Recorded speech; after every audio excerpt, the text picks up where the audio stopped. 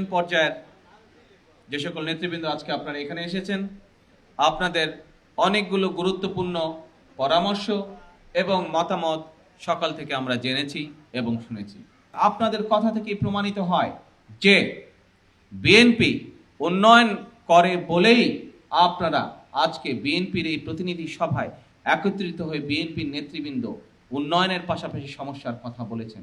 সমাজের এবং দেশের যে সমস্যা, এই সমস্যাগুলো কি?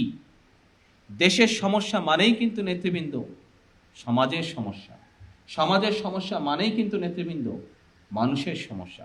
কাজে এই সমাজের এই সমস্যা এবং মানুষের এই সমস্যাগুলোকে নেতৃবৃন্দ আমাদেরকে আগে চিহ্নিত করতে হবে।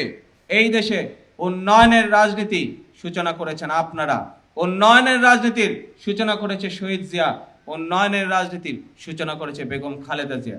এই দেশে উৎপাদনের রাজনীতির সূচনা করেছেন আপনারা, এই দেশে উৎপাদনের রাজনীতির সূচনা করেছে শহীদ জিয়া, এই দেশে উৎপাদনের রাজনীতি সূচনা করেছেন বেগম খালেদা জিয়া।